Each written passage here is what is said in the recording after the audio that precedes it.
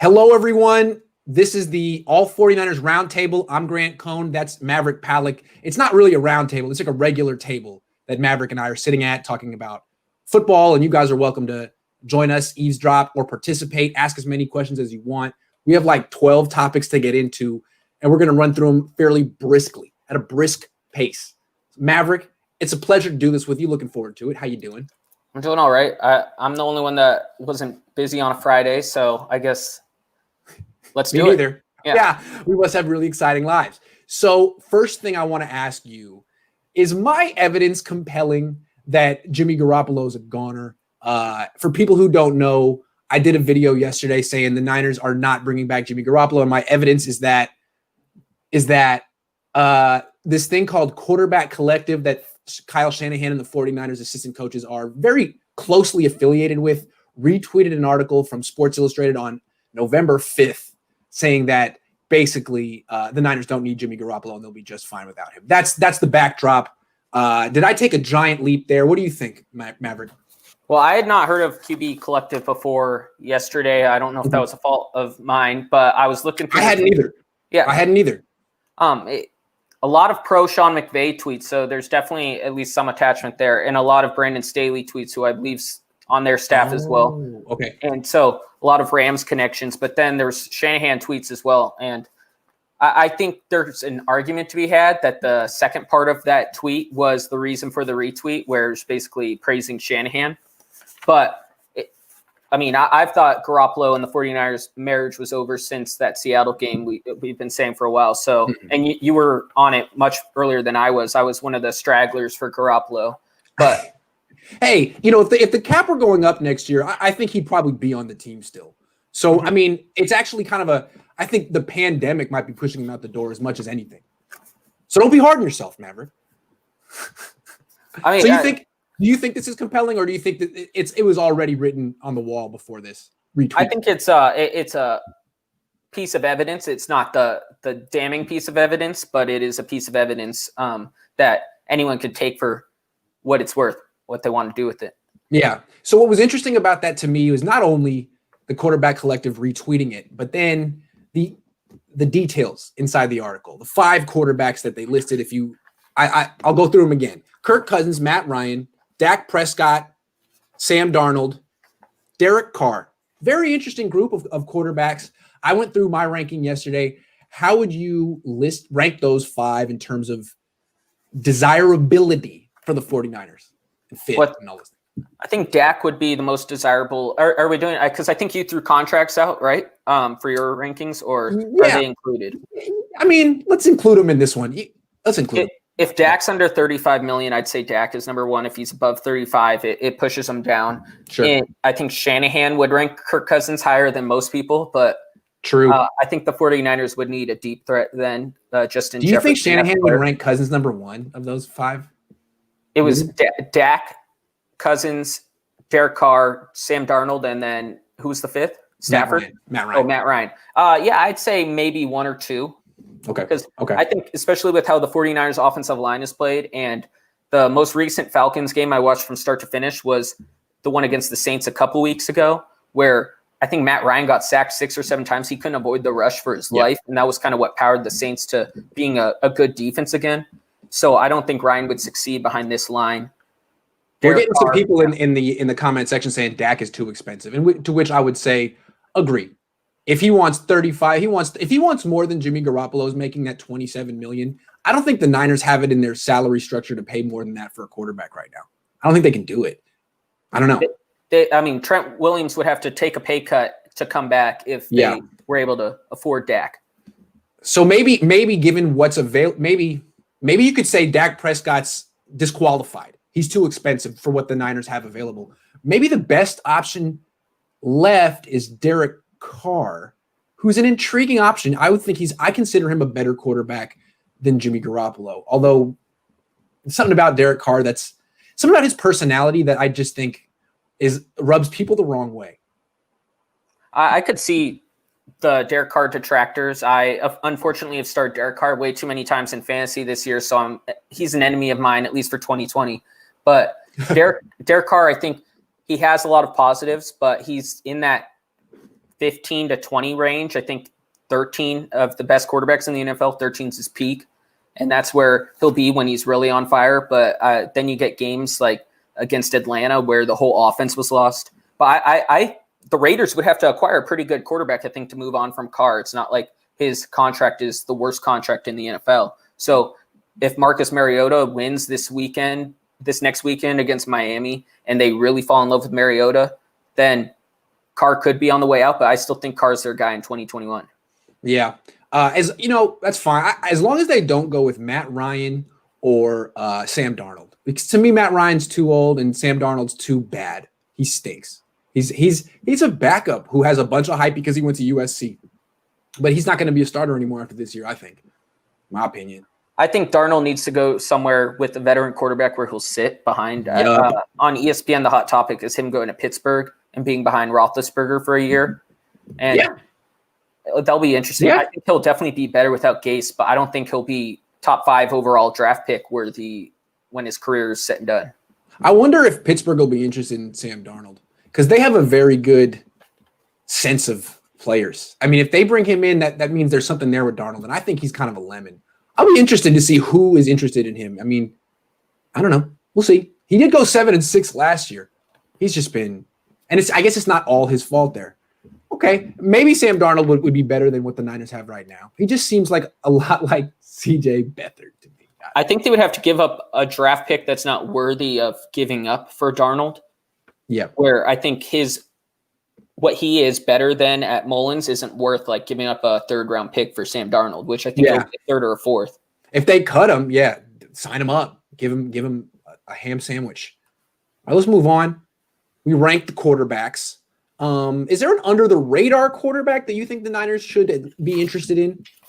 My guy, and I don't know if he'll necessarily be available, but I really like Teddy Bridgewater. I've always been a Teddy Bridgewater guy. And the Panthers right now are the 5th overall pick, I think. If that remains any similar, they could be the team that ends up getting the 49er fan base crush Zach Wilson. So if they're the team that does that, they could end up wanting to move on from Bridgewater because he has a lot of money on their cap. But he's $23 million next year on the cap. But in 2022, he's $26 million, but only 5 of that's dead. So he could be a 1-year answer if the 49ers get Trey Lance at that 15 spot or your guy Kyle Trask or Mac Jones later on, where they could sit behind Teddy Bridgewater for a year. And Teddy Bridgewater is known as a check down guy, but he's much more mobile. Even after the injury, he's been very mobile this year. He's better in Garoppolo in almost every stat, including the check down stats. And his intended air yard per pass attempt is 0.5 better. His completed air yard per pass completion is a whole yard better than Garoppolo. And I think that's big. So, and if they get Zach Wilson, I think they could get Bridgewater for a 2nd-round pick, and that'd be worth it in my opinion. That's a great. Hey, he was not on my radar. He's certainly an under the radar pick. He's a terrific choice. You made a compelling argument. I think he is a better player than Jimmy Garoppolo. I've seen him play. He's got quicker feet than Jimmy Garoppolo. His release is just as quick as Jimmy Garoppolo's. His arm is no weaker than Jimmy Garoppolo's. Only reason I would kind of be against it is he's not cheap, although he's not expensive. He's not cheap, and he's not particularly durable, or I don't know what you would call him, but he's missed games. And that's been the same issue with Jimmy Garoppolo. So if you really dislike your twin brother, Nick Mullens, then I don't know about bringing in Teddy Bridgewater because you're going to be seeing a lot more of you on the field. You know, you're going to be looking at yourself in the mirror. It's going to be look at the man. So anyway, I like Teddy Bridgewater. I think it's a good point. I think Carolina is going to draft Zach Wilson. I think they will if he's available. If Washington doesn't take him first.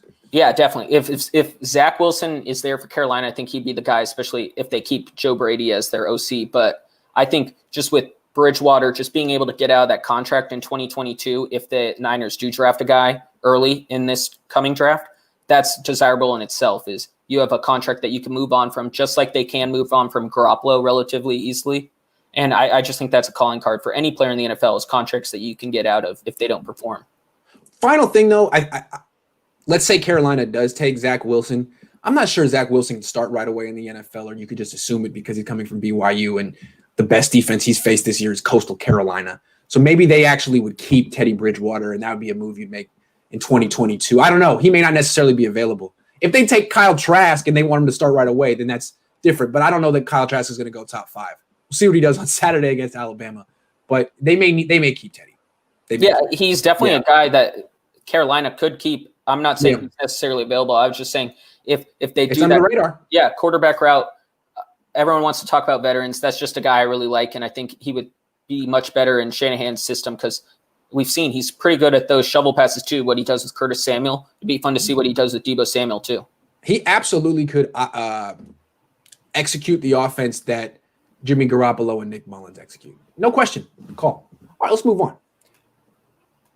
All right. The man of the hour, Marcus Mariota, former number 2 pick, former Oregon Duck, where Maverick went, really played well last night, didn't you think? He one of his best games of his NFL career. I thought that Raiders offense looked much more dynamic with him on the field than with Derek Carr, for whatever it's worth. Anyway, Marcus Mariota comes in the game. Derek Carr pulls his groin trying to scramble. Marcus Mariota runs a lot in that game. The offense is totally changed. They were ready for him. They had all these zone reads and stuff. It's almost like John Gruden was looking forward to it and was ready for that moment. Anyway, he played well. Do you think the 49ers, should he be on the Niners' radar? Should the Niners make an offer, like a trade offer for him this offseason? He's not expensive. I think he's like $8 million a year. Well, first off, I am a Mariota guy just from being at Oregon, but the one reason why I wouldn't want Mariota to come to the 49ers is my sister, who's also an Oregon grad and is the biggest Mariota fan in the world. I don't think I could physically handle her texting me after every throw saying how great he is. That'd be hard to adjust to, but Mariota. Oregon fans love no one more than Mariota, right? Like Mariota's number 1, definitely, and then forever. Sabrina Ionescu, who? Sabrina Ionescu, she's the point guard for the basketball team. That's WNBA now. Yeah, that's their 2 golden children. Is LaDainian Tomlinson still a legend, or are people like, nah? He's TCU. Okay. Right. Yeah. No, excuse me.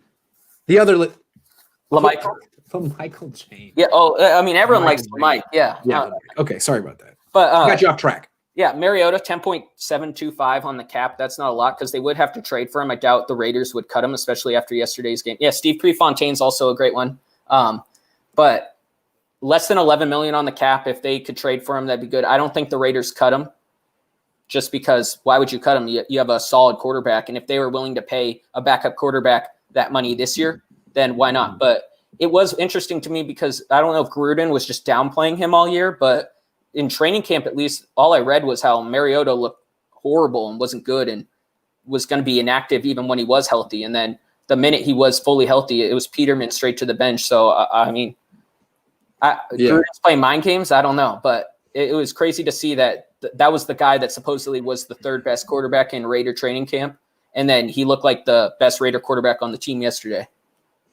I thought he looked real fast. He was really running, and he was like not shying away from contact. He was lowering his shoulder, which I thought was commendable. And he doesn't have the most natural throwing motion. I never really thought he did. He throws a little bit like Lamar Jackson does, but the release is quick. The accuracy was there. He was decisive. The way I see it is, he would actually be a pretty good option for the Niners, considering how cheap he is. But actually, I don't think he's going anywhere. I actually have some bold things to say.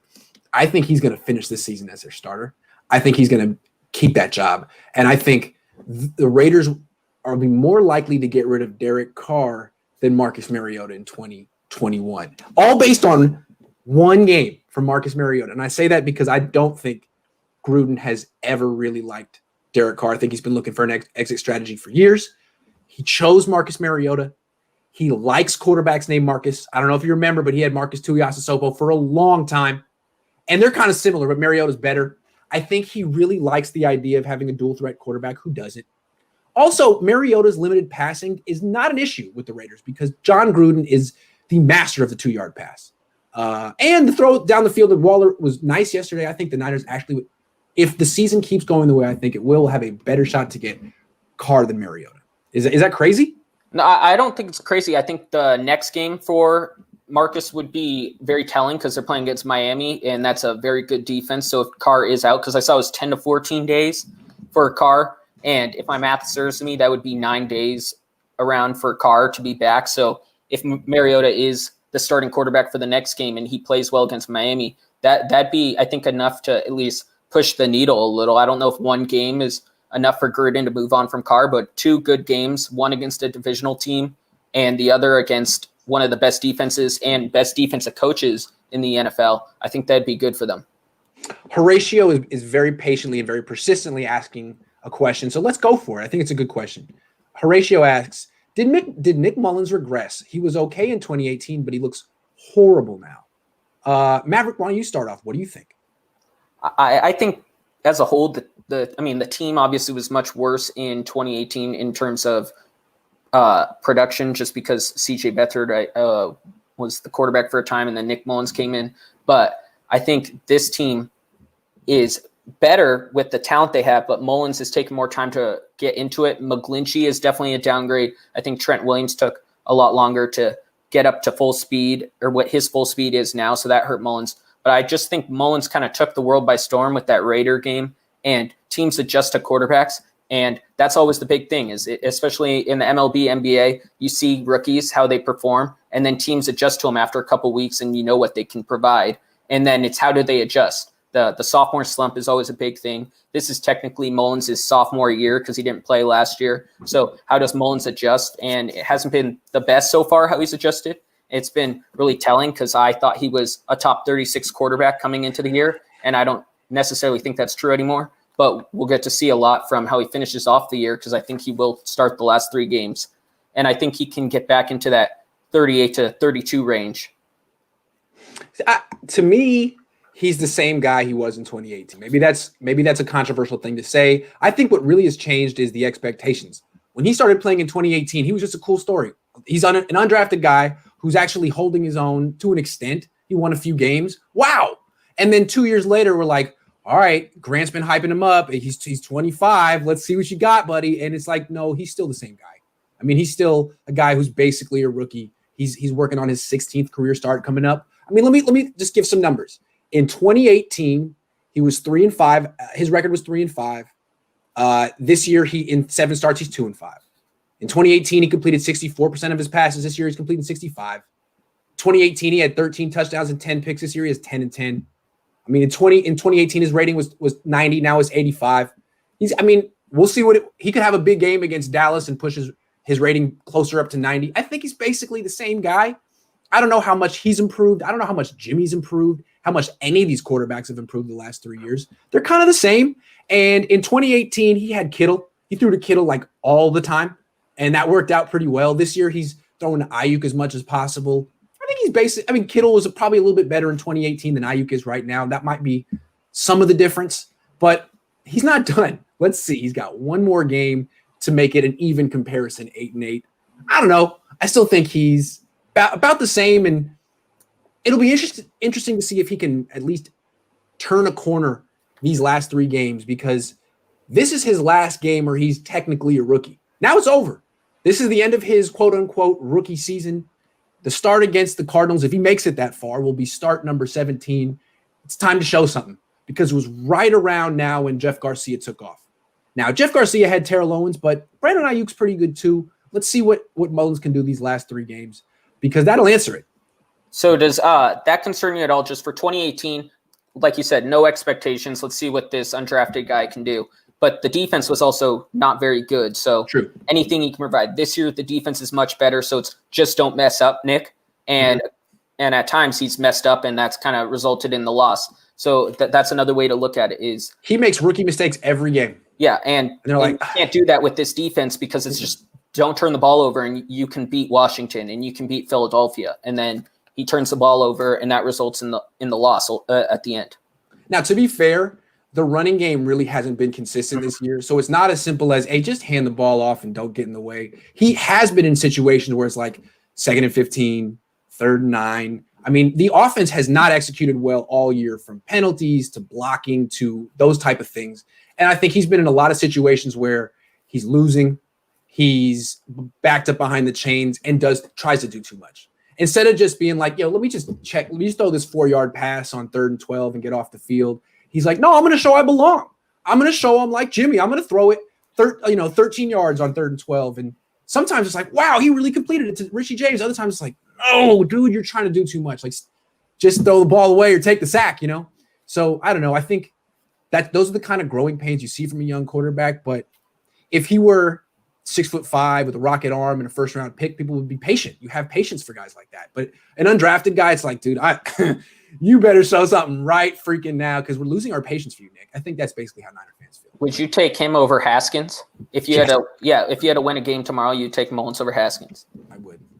I don't think much of Haskins. I think Haskins is going to be out of the league in a few years, and I think Nick's going to be in the league until he's 35. I don't know if he's going to ever be a starter, but I think he'll be a backup as long as he really wants, kind of like Josh McCown, something like that.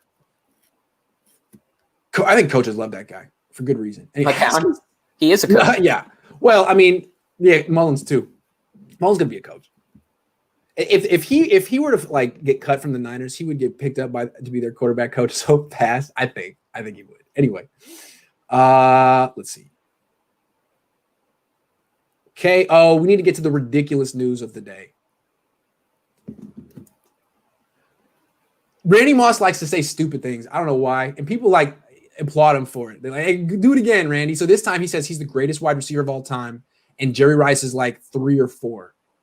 So my question to you, Maverick, is who had a better career, Randy Moss or Jerry Rice? So I saw maybe 0 of Jerry Rice's prime, but I still know he is better than Randy Moss. So I'm just going to leave it at that. Well, I mean, look, real quick. Jerry Rice was playing into his 40s. Randy Moss was basically done at 32.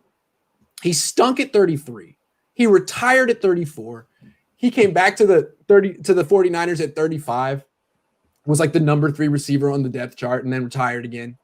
He had some good seasons in Minnesota on teams that weren't that great. I mean, he was great number 2 option to Chris Carter. Chris Carter was the number 1 guy. Randy Moss, you couldn't stop him. But then when Chris Carter retired and Randy Moss was the number 1 guy, that team went nowhere. And then he was a malcontent. And then he was famously the guy who said, "I'll play when I want to play." That's not how Jerry Rice played. You may not know about Jerry Rice, but he played all the freaking time. He was the hardest practicer of all time, and he played forever. So it's a joke comparison. I mean, I think you could actually argue that Jerry Rice is the greatest team sport athlete of all time, like better than Jordan, better than Pele. The longevity, the rings, the accolades, I mean, different coaches, quarterbacks, everything. Jerry Rice, shut up, Randy Moss. Get the hell out of here. Who the hell do you think you are? Not Jerry Rice, apparently. Okay, let's move on. And then we got to answer a question, but this is kind of in the same vein. He also said he had a better career than Terrell Owens. Maybe that's arguable. I guess it is arguable. They were the same era. You watched him play, right? I saw both play, and I know Randy Moss never carried a team to the Super Bowl on a broken leg. So that's why I'll take T.O. in that scenario. But T.O., his biggest knock is his locker room problems, all the drama he stirred up. But Randy Moss stirred up a lot of stuff, especially at the end of his career and with the Raiders.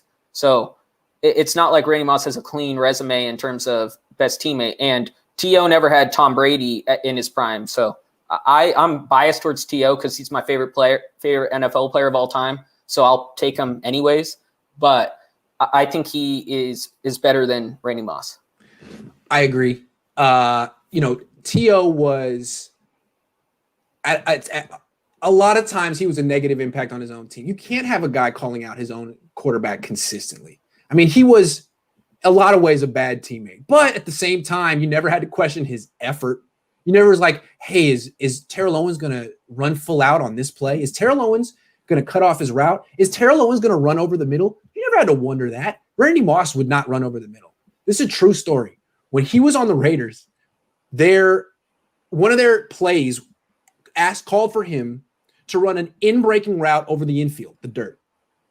And Andrew Walter was the quarterback. Andrew Walter drops back, looking for Randy Moss running this in-breaking route over the dirt. He's not there. He's running a fly route over the up the sideline. Andrew Walter throws it where Randy Moss is supposed to be, gets intercepted. Moss goes back to the sideline. The coach is like, yo, what the hell was that? You're supposed to run a dig. And he goes, oh, yeah. Randy don't run on dirt. That was what he said. Yeah. Randy don't run on dirt. So that was Randy Moss. He would just run whatever route he wanted to run. He wouldn't go over the middle. He wasn't tough. He was great at what he did. And he's one of the greatest wide receivers of all time, but I'll take T.O. over him. So I wasn't in the locker room at the time, but I believe you were covering the team when Randy was on the 49ers, correct? Yeah.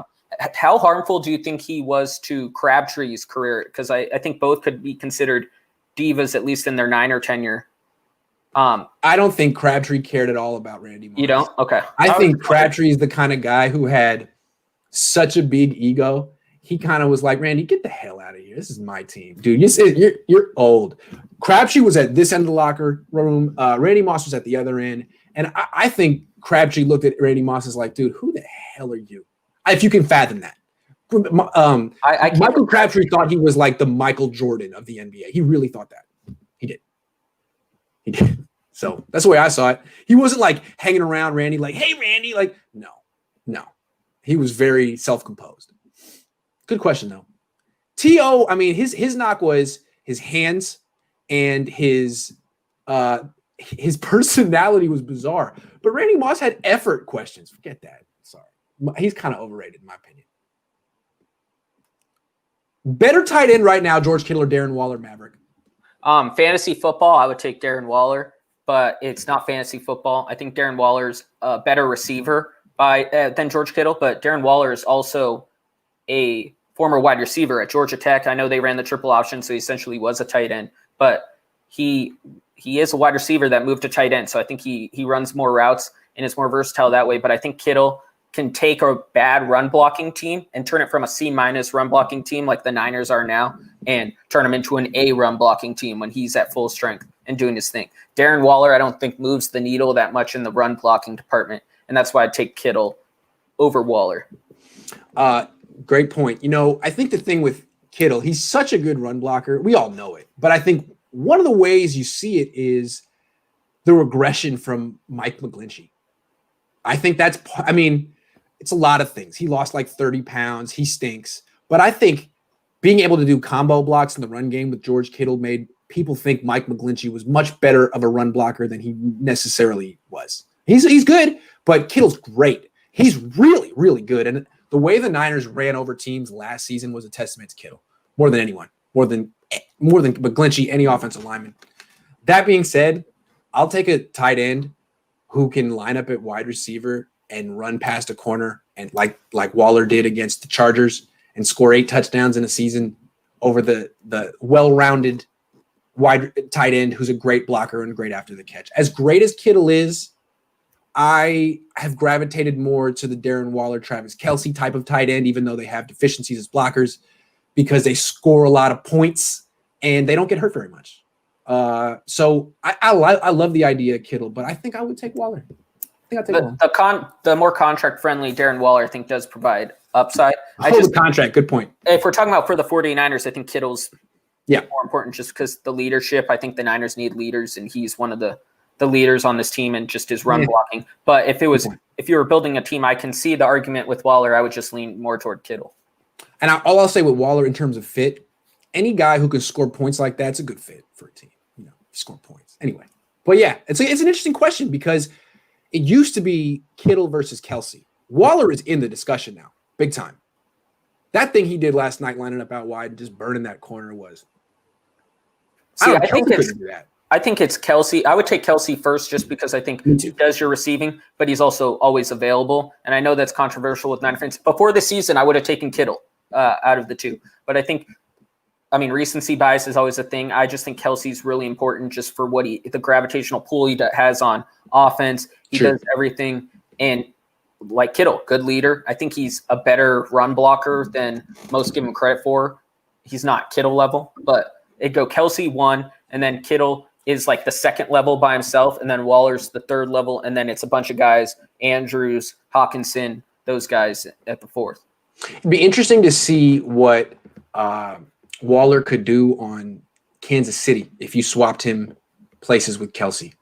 That's one way I like to think about players. Put him in a different situation. What do you think he would do? I think he'd be great on Kansas City. My goodness. I think anyone would be good with Kansas City, though. Imagine if they had Ross the Boss. Imagine. Jeez. All right. Let's talk about Jimmy Garoppolo. And the question is he still the best option for the 49ers in 2021? And I ask you this knowing that you are you like Jimmy Garoppolo. So that's why I'm asking. What do you think? I like Jimmy Garoppolo just because I haven't seen many good 49er quarterbacks. I think he definitely has flaws. I'm not saying he's a perfect quarterback, but I don't think he's the best option just because I mean, I've said for the last couple of weeks that marriage is soured. It doesn't feel like both are the best with each other, meaning Shanahan and Garoppolo. I think Garoppolo would be better with different coaches.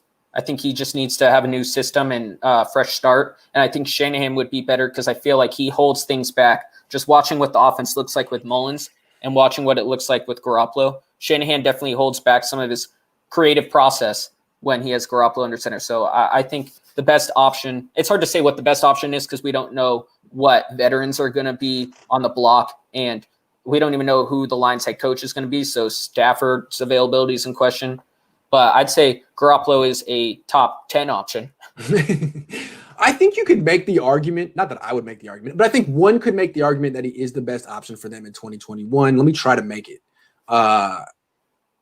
When he's healthy, he wins. He's expensive, and he may be too expensive in a pandemic-affected season, but he still wins. And if you're replacing him with Trey Lance, I don't think Trey Lance can play right away. I think that guy has to sit on the bench. So who's your starter? Is it Ryan Fitzpatrick? Is Ryan Fitzpatrick better than Jimmy G? He's like 10 years older than Jimmy G. These are hard questions. So what I would say is, no, he's not the best option because I really like Kyle Trask, and I think Kyle Trask at Florida is better than Jimmy Garoppolo right now. And if the Niners can get Kyle Trask in round 2 or wherever it takes to get that dude, he is better than Jimmy Garoppolo right now. He's cheaper than Jimmy Garoppolo right now. He's just as mobile as Jimmy Garoppolo is right now. His arm is no weaker. So I would say Kyle Trask, better option. I don't know if that's the best option, but I think better option than Jimmy. What do you think? If you haven't watched much Kyle Trask. Yeah, I've watched a couple. I mean, I love Pitts on Florida, so I watched them for that. But so Garoppolo's 27 mil, correct? Correct. Around that, yeah. So correct. If he was $7 million less, would you then say he was the best option? That's a great question. How much million would you have to subtract? No. And I think so. Let me be honest. I think my issue with Jimmy isn't just his price tag; it's his lack of durability. It seems like he gets hurt every other year. It seems like he's good when he's healthy, but he's not healthy enough, and he hasn't shown ability to play through injury and be effective when he's injured. And I think these are things you need from your quarterback that you're paying a lot to. I think, or from any quarter. Excuse me. This is what you need from any quarterback. You can't have your starting quarterback in and out of the lineup. You can't. I mean, that was Marcus Mariota's problem, right? Yeah, but with Mariota, one of the big knocks was the line, and I know a lot of quarterbacks suffer from bad lines. So if they don't address that, if they don't address the offensive line, it's hard to find a quarterback that would be perfect in that. Because do you want to send Trey Lance out there or Kyle Trask to get beat up like Alex Smith was the first couple of years, or how a lot of quarterbacks have? They get sent out there and they just get beat up. Mariota's my perfect example. Before this year, why he was benched last year, to me, in my opinion, he was scared in the pocket and he wasn't willing to take risks. He just wanted to get out of there unscathed every single time. And then you put him behind the Raiders line, which isn't the best, but they were playing better than the Titans were at times last couple seasons before Tannehill took over. And he looked fine yesterday. You just need to give a quarterback a little bit of confidence, and that starts with the line. But I don't see a way for the 49ers to fix that in the near future, fix the line to the point where it was in 2019 even. And all the Niner fans are telling me they don't need to fix the line. All I hear on Twitter is that Mike McGlinchey's way better than we give him credit for. It's all Nick Mullens' fault. So, hey, whichever rookie quarterback they bring in next year, just know that it's on you to make this offensive line look a lot better, because that's what 49er fans expect, that you're going to make him look better. Yeah. To me, with like McGlinchey and stuff, this is a little off topic, but it reminds me of like, and you probably hate how I always compare everything to baseball, but McGlinchey as a right tackle, he has his moments. So let's say he doesn't make a lot of mistakes, but when he does make those mistakes, they're costly. So that's like having a reliever that gives up a grand slam every 4 times he pitches. Do you really want that? But 3 times he's shut down and he gets you out of jams. But then that 4th time or that 6th time. He's the reliever who tends to give up bombs. Yeah, Hunter Strickland for you Giants fans. He's Hunter Strickland. Yeah. I'm sorry, I don't want Hunter Strickland. I want my guy getting ground balls. I don't want Hunter Strickland. I don't care. Because he could have 3 good outings in a row, but are you going to trust him to bring him in a crucial moment. No, that guy is going to give up the bomb. And the thing about McGlinchey is he saves his worst moments for like last drive of the game. Niners making a comeback. Looking pretty good. Oh, Mike McGlinchey. Mike McGlinchey sighting. Oh, you forgot about me. I'm still here. I'm still here to ruin the game. Thank you, Mike. Would you be as negative on him if he didn't tweet that? No. If he didn't say anything, do you think he would be the number one guy? No, I would have made my point and I would have moved on. I just can't stop right now. I need to stop. It's over the top. Mark Lamar has a question. Does Kyle ruin quarterbacks? Do you want to go first? It's a fair question. Let's put it that way. I can't say that he does, but I can see why you'd ask it. I mean, Brian Hoyer broke. CJ Beathard broke. Jimmy Garoppolo went from here to here from 2017 to 2020. And Nick Mullens hasn't gotten better yet. So those are the 4 quarterbacks he's worked with here. In Atlanta, Matt Ryan was developed before he got there. I mean, he was a Pro Bowler before he got there. He played with guys like Dirk Cutter. He had bad coordinators. And then Kyle Shanahan just was just a better coordinator. I don't know if he developed Matt Ryan. And I don't know that they can actually work together anymore. I think they had a falling out.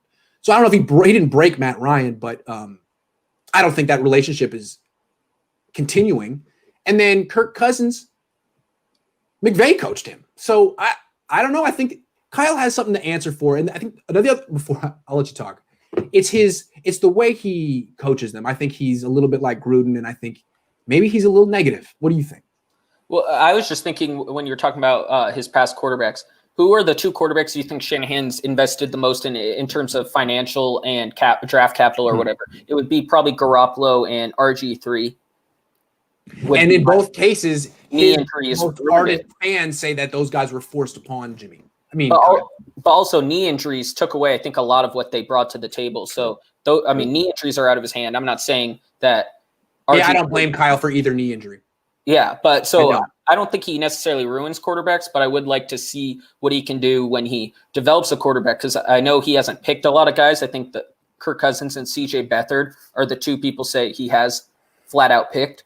But also, why does he stick with quarterbacks for so long? In my opinion, why did he stick with CJ Beathard after 2018? I think it should have been telling that they needed to move on from CJ Beathard and they should have drafted a guy in the 5th or 4th round, whatever. But I'll put it this way: he certainly doesn't protect quarterbacks. I mean, the Niners quarterbacks, their offensive line leads the league in quarterback hits, more than 100. This is the offensive line he basically wanted, minus Weston Richburg. And given how bad this offensive line is, the Niners, I keep coming back to this one play from last week. It kills me. The Niners are up 7-6 with the ball before halftime at midfield.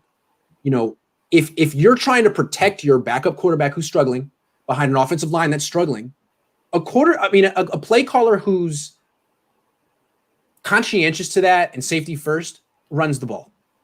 In that situation, you're at midfield, you got a minute 30 left. You play for the field goal there. You're winning. Your defense is playing well. Kyle goes empty, 5 wide. Go get him, Nick. And then that's the fumble play. So I'm not saying it's not Nick's fault, but he's not protecting his quarterbacks. He's saying, hey, go get him. I believe in you. Like, throw him in the deep end. Let's see what you got, buddy. And Nick's like, I don't know how to swim. Kyle, you didn't give me my safety vest. At this point doing that, though. What? Okay. At this point, throwing guys into the deep end, that's kind of what I wrote about on Monday, is just see what you have in guys, not necessarily putting them in bad situations, which it can be argued that play you were just touching on that was one particular play. Yeah. But you can't block Chase Young and Montez Sweat. And yeah. Anyway. Let's just see what Unleashed Nick Mullens looks like. I don't think it'll be that good, but an Unleashed Nick Mullens, let's see if he can throw deep a couple times in the game and just see it, because what's the worst that can happen? The 49ers lose. I think most 49er fans want them to lose anyways. So good point. Why not? All right, let's keep it moving. Should we expect a bounce back season from Eric Armstead in 2021? I'd say it's possible if Javon Kinlaw takes a big step, if they invest in a defensive end, whether that's Kerry Hyder, bringing him back, or drafting a guy in the first couple rounds. I think he needs to be the 3rd or 4th best player on the line because everyone else is playing well. Not being the 3rd or 4th best player on the line because he's playing so poorly, and Deion Jordan is accidentally the 3rd best player on the line. So they need to get Nick Bosa back. They need to get Kevin Givens situated and he needs to take another leap, Javon Kinlaw, a rookie, or Hyder. And then if Armstead's that fourth guy, I think he would bounce back to the 5 or 6 sack range, not the team lead in sacks like he was last year, but that. Yeah. I see. To me, I still think he's a better pass rusher than Kinlaw. I like Kinlaw, and I think Kinlaw, no, Armstead's still better than him. He's still better than him. Kinlaw just hasn't done enough as a pass rusher. So to me, entering next season, assuming Bosa comes back, which he should, Armstead's still number 2. Kinlaw's number 3. Hyder may not be back. I think a lot depends on them getting a replacement for D Ford. If they can get a guy to come in and do what D Ford did, then Armstead should have a good year. If not, I think he's going to have another 3-sack season. He can't be the number 2 guy on your line. Can't. Do you think Hyder is the replacement for D Ford, or do you think they have to get another guy in addition to Hyder? I don't think they can afford Kerry Hyder. And so I don't know how they're going to replace D Ford. I really don't. I don't know. But I'm pessimistic. I don't really understand how numbers or math or money works. So, I just say things to try to upset Niner fans, basically. What do you think? I think Hyder might go wherever Kosterick. If Kosterick leaves, because his 2 best years of his career with Kosterick. So if Saleh takes him along with him, or if he stays, I think Hyder might consider coming back on another 1-year deal and repeating, and then he'd make a big contract. I still think Jacksonville is the team the Niners got to worry about with Saleh because they have $80 million in cap space, and he worked there. The owner knows him. And if you know Robert Saleh, that means you like Robert Saleh. I can't imagine someone knowing that guy and not liking him. He's so impressive. So I'm thinking Jacksonville, unless they decide they want an offensive coach, but they're going to fire an offensive coach, and oftentimes franchises go back and forth. I'd like to see Saleh go to the Chargers. I don't know if they'd be interested, but I think the Chargers have some pieces on offense, and if they can just get a motivator and a good leader, I think they would take it from being one of the worst teams in the NFL to being in the upper half. And I assume you like Herbert. I assume you like what you see from him, and they got some good receivers. They got a lot of pieces. He would have another Bosa on his team. Yeah. No, you could argue that the Chargers are a better destination than Jacksonville because of Herbert. Now, if Jacksonville gets that number 1 pick somehow, which doesn't look likely because Sam Darnold and the Jets, but if they do, then I would. Trevor Lawrence plus the $80 million in cap space. If you don't get the number 1 pick, then you're like, who do I take? Do I take Justin Fields? Do I take? It's a tough one. So, yeah, maybe the Chargers. Maybe the Chargers. Let's say same question for McGlinchey. Should we expect a bounce back season from McGlinchey? Because it seemed like the Niners expected.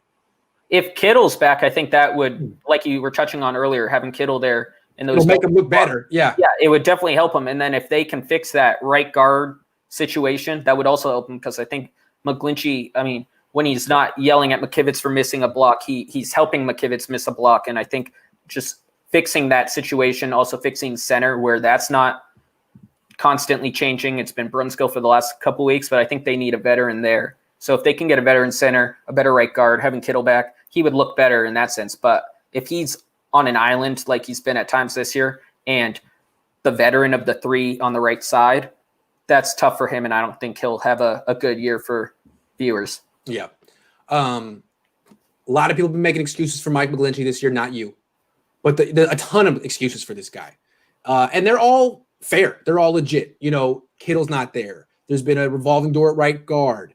The quarterback play has been erratic. Sometimes the quarterbacks have been creating the pressure. That's all true.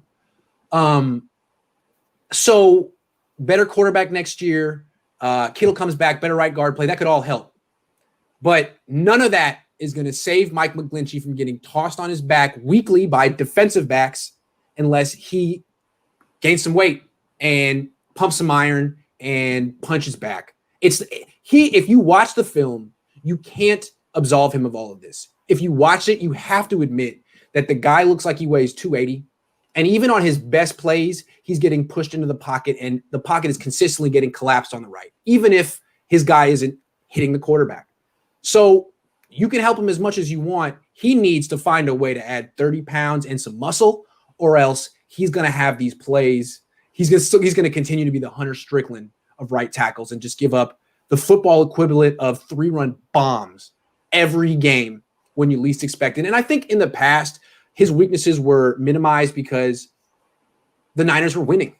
They were in situations where they could run the ball. The defense couldn't really just tee off on the quarterback. Now the Niners are losing a lot, and they're in these positions where they have to catch up, and he's just, basically playing like a left tackle on the right with, no deception, straight drop back, no rollout, no play action, and he's getting freaking worked. And you know what? I think that's probably what's going to happen to him no matter how much he weighs, because he's a run blocking specialist, and I think that's the problem. You can't have a run blocking specialist right tackle in 2020. That's 1997. It's an empty formation league. Both your guys need to be able to hold up on an island, and he can't. So really, they need to be looking for some type of backup plan. Trent Brown was a 7th round pick. They should probably look for someone with better traits than Justin School. Someone, shoot for the fences in day 3. If you have a McGlinchey type or a run blocking specialist at right tackle, I think you definitely need a running back like Dalvin Cook. I know Minnesota has a lot of run blocking specialist offensive linemen, or you need Raheem Mostert being healthy and also capable of rushing the ball 22 times a game. But as long as you have Jerick McKinnon and Tevin Coleman eating into those carries, or Jeff Wilson Jr., who, in my opinion, I don't like Jeff Wilson Jr. going outside as much. I think he's talented outside, but when he cuts back, that's kind of what both those fumbles were dancing a little, or the Carlos Hyde treatment. The ball out here when he runs. Jeffrey, come on, man. We believe in you. All right, let's get into this game that's happening on Sunday that actually counts. The Niners are not eliminated, and they could win. They're favorites on the road with Nick Mullens, which is remarkable. What is the 49ers' biggest advantage in this game? Why are they 3-point favorites, the way you see it?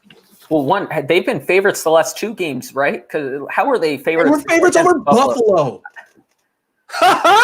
Yeah. People underestimate Josh Allen, I guess. But, I mean, they shouldn't have been favorites the last 2 weeks. I think they should be favorites in this game, even though they're on the road, because I don't think Dallas can stop rushing attack for their life. Raheem Mostert, if he's able to go at all, if he's able to put anything together, if Jeff Wilson Jr. holds on to the ball, I don't see how Dallas could stop him. Also, Dallas's offensive line is really bad, and I think the 49ers defensive line has been playing pretty well lately. Deion Jordan's strung together a couple sacks, Kerry Hyder Jr., and then the interior line, I think, is better than the Cowboys right now. So that's their advantages. Yeah, I mean, the fact that you got a top 5 to 10 defense going against Andy Dalton is always an advantage. Andy Dalton sucks, sucks. And they already shut him down before. Like, unless you have one of the most dynamic quarterbacks in the league, you're going to really struggle against the Niners defense. So that's a great advantage. I wouldn't expect this team to really score more than 1 touchdown, Dallas, if they score any. And then they have the worst run defense in the league. They're giving up 5.1 yards per carry. So that's always a tough way to stop the Niners, is if you can't stop the run at all. Theoretically, if Raheem Mostert and Jeff Wilson Jr. can get through the game, they could run for 200 yards. So that's reason to be optimistic. I'm sure that's why the odds makers look at this and be like, well, we got to favor the Niners. I mean, Dallas can't stop the run. They're going to give up 250 on the ground. And the Niners can't stop the run. I don't think they're worried about Ezekiel Elliott. He's a tough running. What? He hasn't been good. I think he's got a lot of tread on his tires. He's taken – how many hits do you think he's taken since 2015? Like 3,000? I mean, he gets hit by like 5 guys every play. He carries the ball a whole lot. Plus, I think he's a little worn down. He misses Tyrone Smith, Zach Martin, and Travis Frederick. So yeah, good point. He needs those 3 guys. I'm going to take some questions, but I want to go to one more topic because it dovetails with this one. Niners' biggest disadvantage against Dallas. I'd say Dallas is on a hot streak of creating turnovers, at least last week. They had 3 forced fumbles. Jeff Wilson Jr. and Nick Mullens have trouble holding on to the ball. And I think that's the only way the 49ers lose, if Dallas does exactly what they did to Cincinnati last week and create early turnovers and force the 49ers to have to play catch up. And that's how the 49ers also lost last week, was turning the ball over and having to overcome a double-digit deficit. And Cincinnati wasn't able to do it. Obviously, the 49ers weren't either. And so if they hold on to the football, they're fine. But if Dallas can create turnovers, which I think they're pretty good at, then that's the way Dallas would win. Yeah, that's a good point, because Mullens and Wilson are the 2 guys who touch the ball the most on the offense. See, to me, the Niners' biggest disadvantage against Dallas is the same disadvantage they have every week. And it's the fact that they can't block anyone. It's a problem. Because in football, a lot of it's about X's and O's and your game plan, but a lot of it comes down to like blocking and tackling. Niners do a really good job of tackling. It's just that blocking thing. They haven't really mastered it. I feel like some of them are kind of working on other techniques, like kind of blocking or sort of blocking, but blocking is better than sort of blocking. And I don't know what Mike McGlinchey would call his technique this year. So I think the Niners are going to have the same problem. I mean, Alden Smith's going to look like the dude he was 7 years ago. DeMarcus Lawrence is going to look like Charles Haley. Tyrone Crawford is going to look like Justin Smith. And these guys are going to be like playing Rochambeau on the field before each play to see who gets to go up against Mike McGlinchey on that third down. So come on, man, please. You beat him for the sack last time. Can I just get one? And then they'll draw straws or play Rochambeau or, Pictionary. They'll have a system. And Mike McGlinchey will lose the game again, and we'll have a bunch of very smart people the day after saying it wasn't really his fault. That's my bold prediction for this. Mike Nolan and Jim Tomsula revenge games. So there you go. Let's answer some questions from the good people because they've been very patient and generous. T-Money Sacktown. I love T-Money Sacktown. Let me just say that. It says Jim Harbaugh coaches the Lions. Stafford will be available. I don't know. What do you think? Because I think it's possible that Harbaugh goes to the Lions. I don't think that's Saleh's top choice. I don't think it should be anyone's top choice. It's not the greatest job. I feel bad for both parties if that's what happens, Harbaugh and the Lions. And Stafford would probably want to get out of there a little. But my family's from Michigan originally. Everyone in my family are Wolverine fans. Everyone wants Harbaugh out. So why would the Lions want to get him if their college university in that state fires him? Why would you want him in there besides the fact that he led the Niners to a good season, a good couple seasons? Right. But I just don't think he could replicate that with Detroit. But in that case, they would need Stafford. Right. The team that would be most disappointed with the NFL team that we're most aware of how disappointing Jim Harbaugh has been is Detroit. So, I mean, it would be convenient for him because he wouldn't have to move his family. But why would it be appealing to Detroit? You understand why they would much prefer Robert Saleh because his career is going like this, whereas Jim Harbaugh's is going like this. Who would the GM be with Harbaugh? That'd be interesting. In Detroit? Yeah, bring Balky back. Louis Riddick? Yeah. Do we give up the farm for Watson? And if so, what does that consist of? 3 first rounds? He's got a no trade clause. Assuming he waives it to come to the 5-11 49ers. Maybe 3 first rounds? I would think more. Yeah, more. I think Watson would be MVP if they had wins this year, but I think he's been outstanding, especially after Bill O'Brien's been gone. I think he's the top 4 quarterback in the NFL at this moment. Top 3 I would build around. So if the Texans, whoever they hire at GM, if his first move was to trade that, you better have to have some serious cachet to come in and be like, hey, here's what we're going to do, guys. This quarterback who's the best quarterback in your franchise history by far, getting rid of him. Stinks. Getting rid of him. Here's my plan. CJ Beathard's going to be available, and he's cheap. And he's been held back by a terrible coach who has no talent around him. Okay. No, let me put it this way. Let's change the question.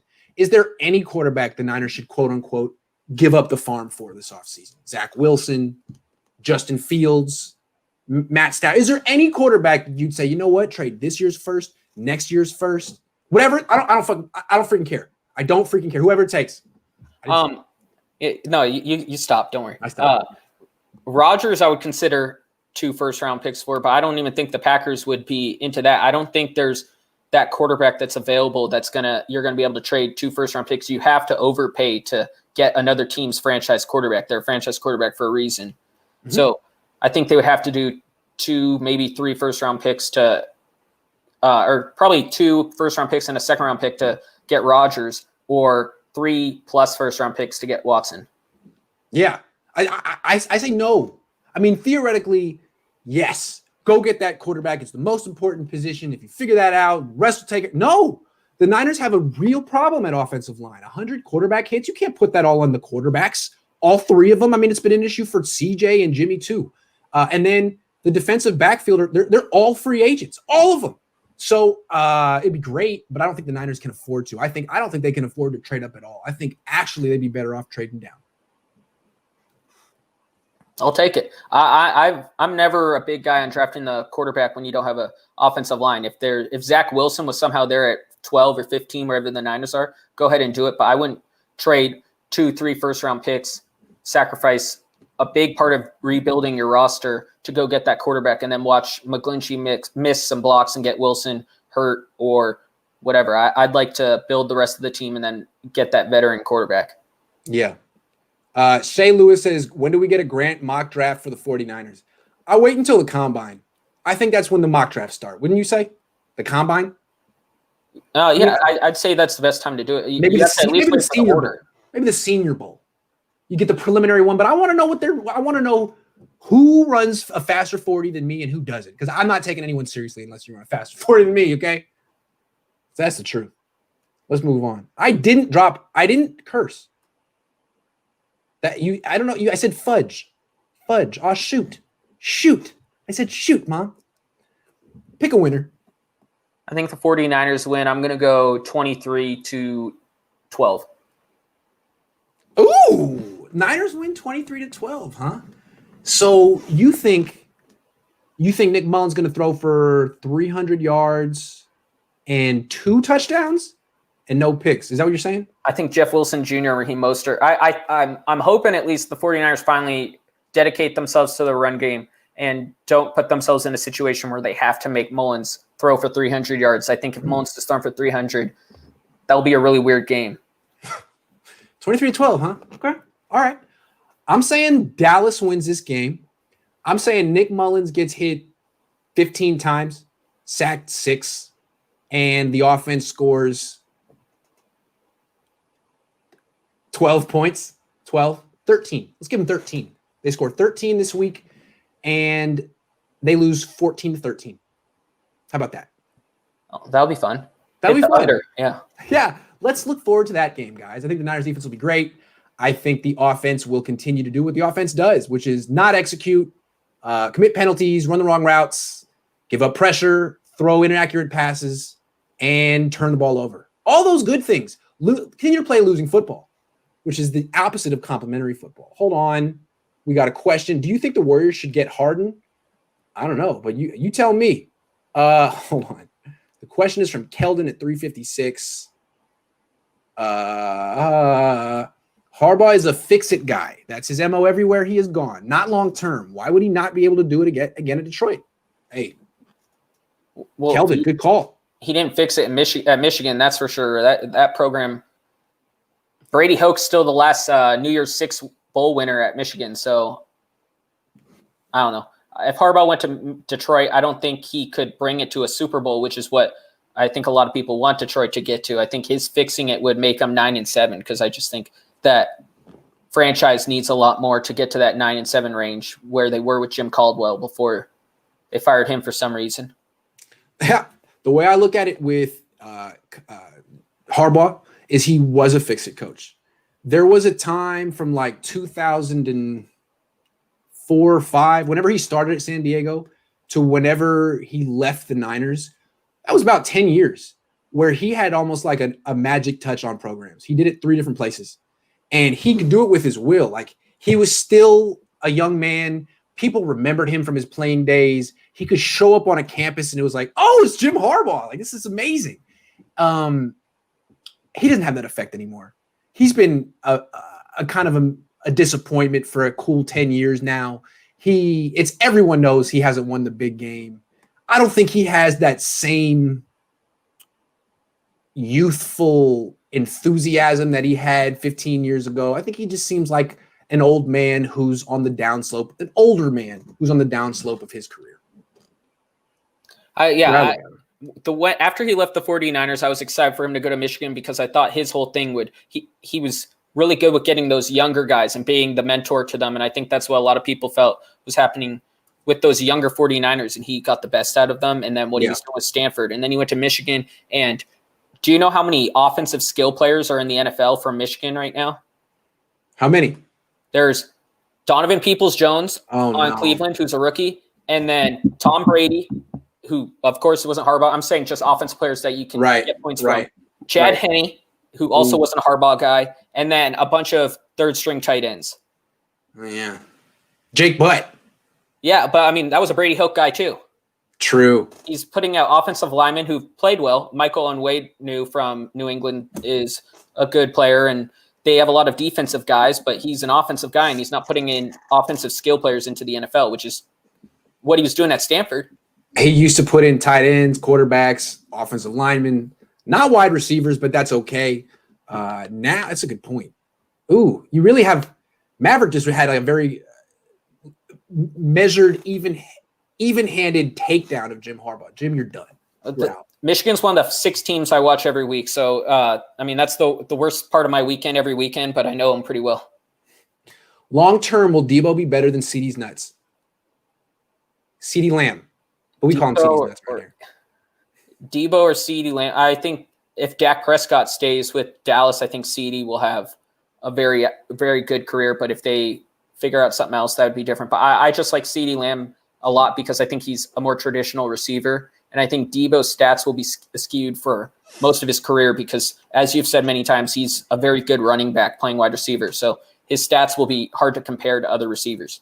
And the problem with Debo is, just like a running back, he gets hurt a lot. Why do you hate Chip Kelly so much? Elaborate. Maverick, do you like Chip Kelly? I mean, he had great years for Oregon. That was and can you explain time. why he's terrible now and he was good at Oregon? Can you explain how someone goes from being so good to so bad like that? My opinion of Chip Kelly was he was very revolutionary in his offense, in that spread, quick offense with Mariota and DeAnthony Thomas and all those guys. And then what happened with them is people figured out how to defend that. Same with the pistol offense that the 49ers brought into the NFL with Kaepernick. That took the NFL by storm, and then teams figured out how to defend it. But when you're a revolutionary guy, you're great. But then when the other 31 NFL teams can also do that whenever they want, it's kind of hard to be that guy. And I think UCLA's played pretty okay this year. I think they've outperformed what I thought they were going to do, but they still might fire him. So who knows? They got that Jordan money. He got that Jordan money. He he was revolutionary in 2007 the way like Motorola Sidekick was revolutionary in 2007. You know, that little flip phone where people go, oh snap, I got a little keyboard for my thumbs that I can use. That is so cool. And then it's like he's still that competing against iPhones in 2020. It's like you didn't update your software. You are still AOL 3.0. That's the way I look at him. He was like MySpace. I was like, wow, this is amazing. Yeah, I can just email my friend. But now it's like, dude, that was 13 years ago. What's your next idea? And he's like, what do you mean next idea? We're just going to run to the line of scrimmage and run inside zone again. What are you talking about? That worked for us in 2007.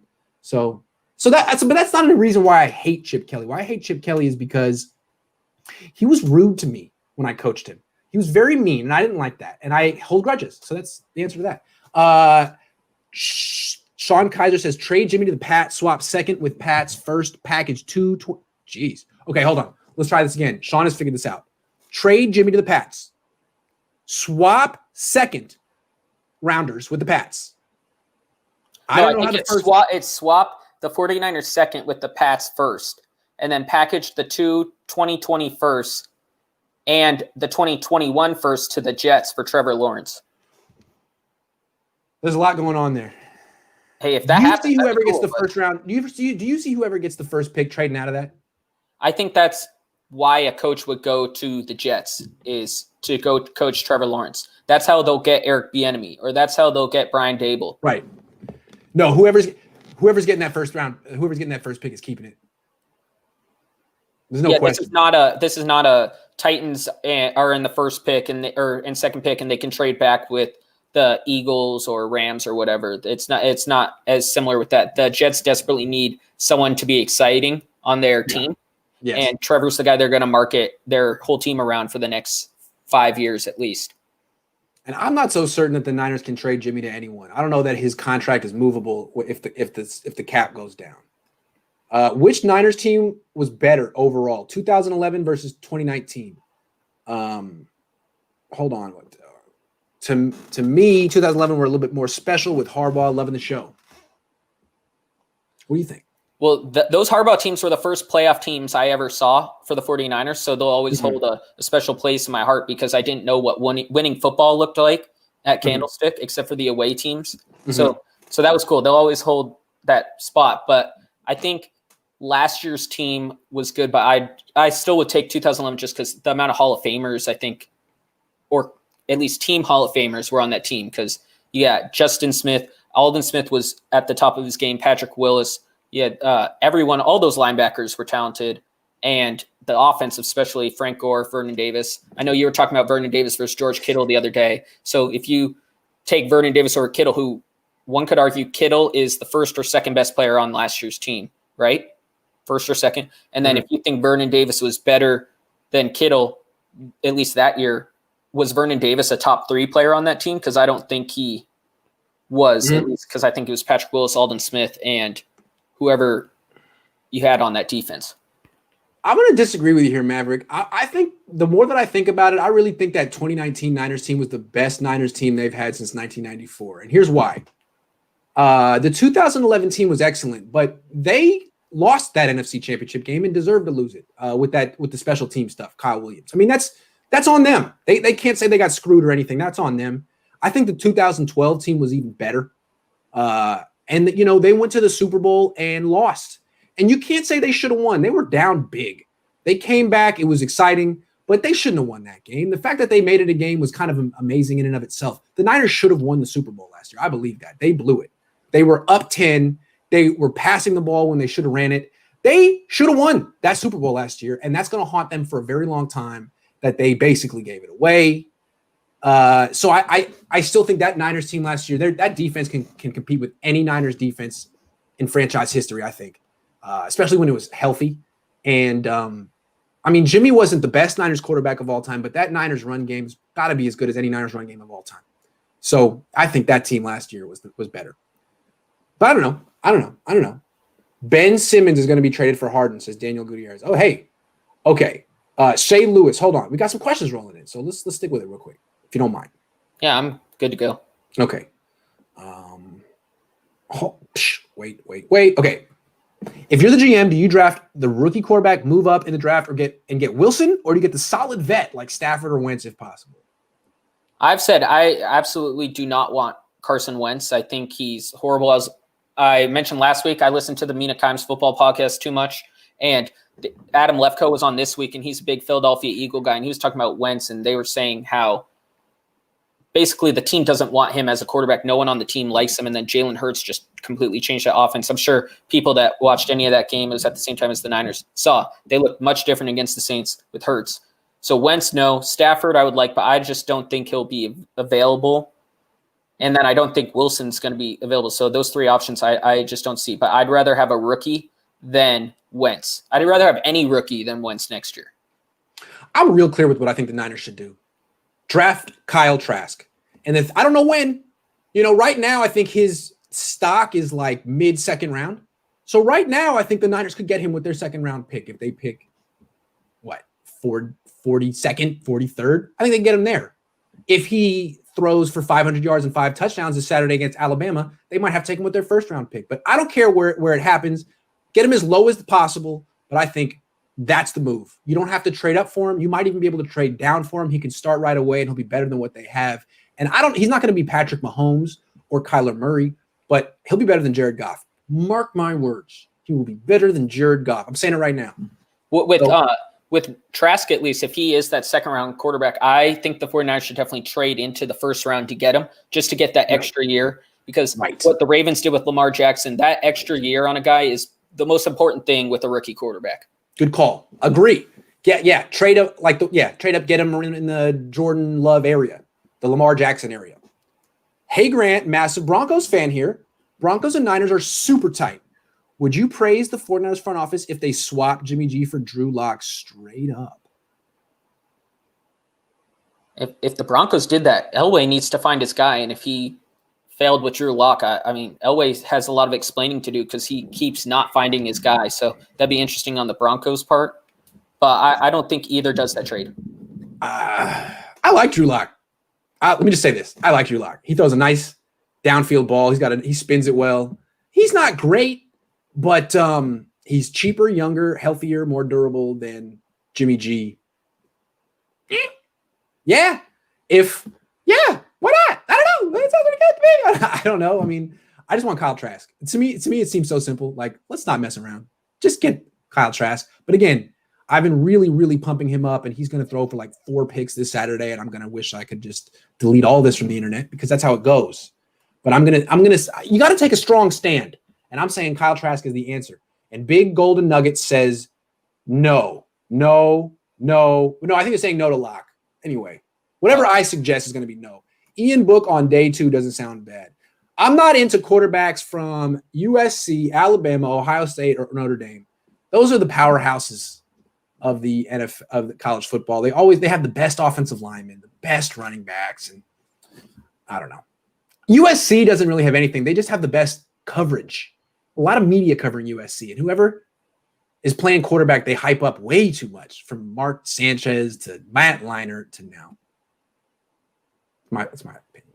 Yeah, Ian Book is a winner, I guess, if you like that whole Garoppolo storyline of QB wins. He does win a lot in college, but day 2 pick for me, even with Book, I wouldn't go for it. 5th round, I'd be like, yeah, sure, why not? If he's one of those guys you're just going to bring in to essentially replace Beathard, sure. But if it's to be the starter in 2022, I don't think Book is a NFL starter, at least in the first 3 years of his career. Shay says, we all have seen the Wentz MVP discussion. Hold on. We all have seen the Wentz MVP season before injury. Do you not think losing the quarterback guru in Fran Reich hurt him? I think Kyle can help resurrect his career. I think Wentz has the arm and talent still. I can take this one real quick. I agree with all that stuff. The thing that gives me pause with Wentz is he's still expensive. He's still on a big contract, and he's rich, and he's been beaten down mentally and physically. Does he still have the will and desire to improve and compete, or is he kind of on the way out? I think Philly's really disappointed with him. I don't know. I mean, it seems to me that of the reclamation projects, he's a tough one because he's not young. He's not cheap. I don't know. He might be tough. What do you think? I just think if anyone here's a Wentz believer, I'd just go check out that podcast I was talking about, because that was really eye-opening for Wentz. And then, like you said, the contract, $30+ million each of the next 3 years. I believe Philly loses $59 million in dead cap in 2022 if they move on from him. So they would essentially cripple their salary cap for the next 3 years to cut him. If they trade him, I don't think they get a lot of value. I think they got to keep him in stow, especially when they have a really cheap alternative in Jalen Hurts. So it's not like they're spending too much on their 2 quarterbacks with Jalen Hurts and Carson Wentz. It's not like they have to find a big money replacement like Ryan Fitzpatrick or whatever to supplement that. Yeah, the thing about Wentz, I think he's just a terrible fit for Philly's offense. In 2017, that RPO stuff, it worked pretty much no matter who your quarterback was because defenses weren't prepared. Now they are, and it doesn't fit Carson. It didn't fit Baker Mayfield last year. Those guys have big arms. They should be throwing down the field. The guys who do well with RPOs in 2020, to me, are guys who can run as well. You have to have a zone read attached to it for it to really hurt a defense. And you see that with Marcus Mariota. He can run stuff like that, but it doesn't. And Jalen Hurts can run that offense in 2020 because he can run as well. And he ran for 100 yards last game.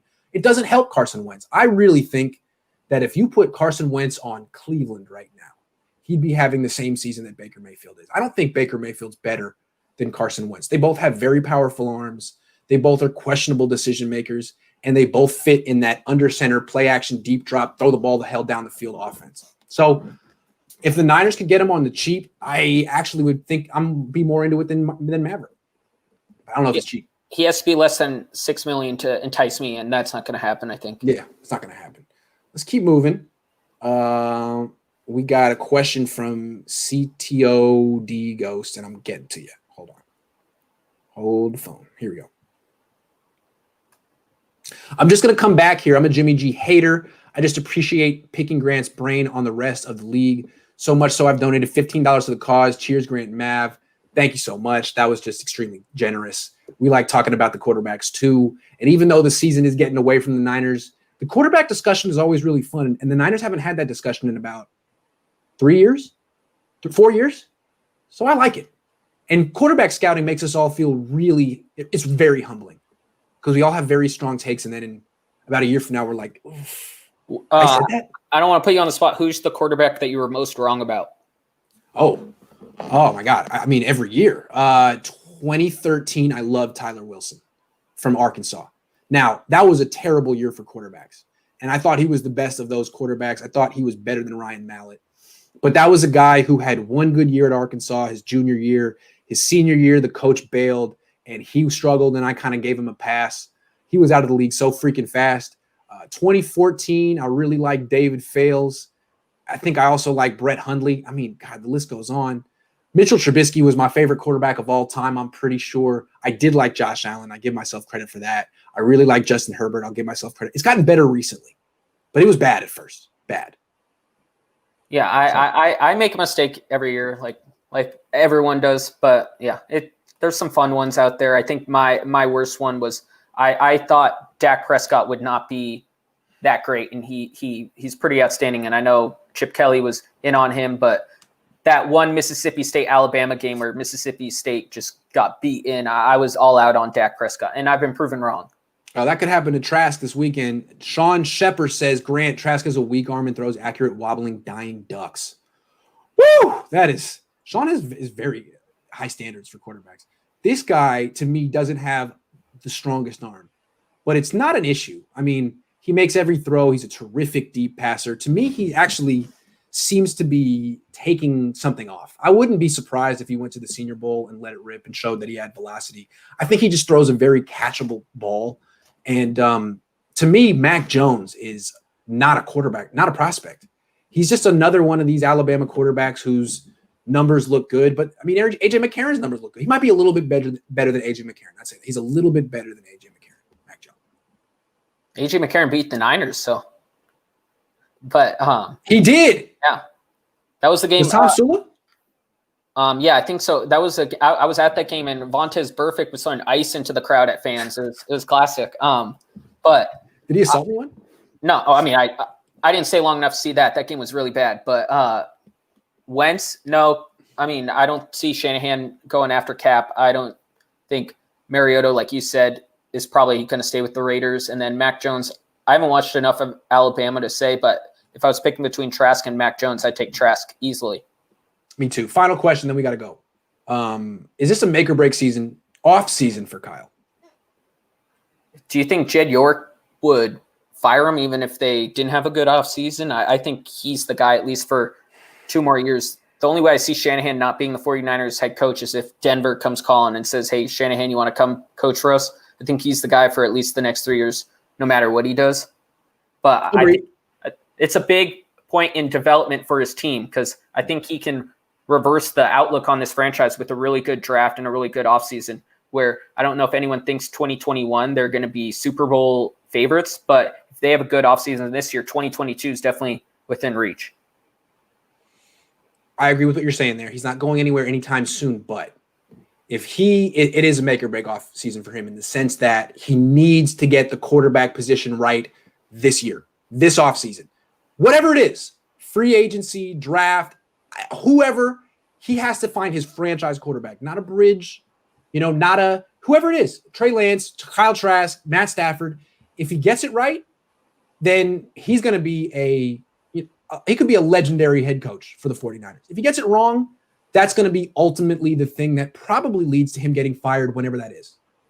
It might be years down the line, but if he gets it wrong, we won't know it this year. It might take 3 years for it to be evident, but 6 years down the line, you'll be like, man, he still doesn't have a quarterback. Maybe he's just an offensive coordinator. Maybe he's just great at designing plays, but not great at other things that he needs to be great at to be a head coach, like picking quarterbacks, developing quarterbacks, those kind of things. So yeah, I think it's a make or break off season for him. And I'm not saying it'll break him, but he needs to get this right. And Kyle, the answer is Kyle Trask. Just take the guy who has your first name. That way you can just call him me all the time and, not get confused. So take Kyle Pitts. Kyle Pitts too. Anyone named Kyle. Yeah. And then re-sign Kyle Juszczyk. They've had an only Kyle offense. Kyle throws to Kyle, blocked by Kyle, supported. Anyway, guys, thank you so much for all the generous donations and for watching.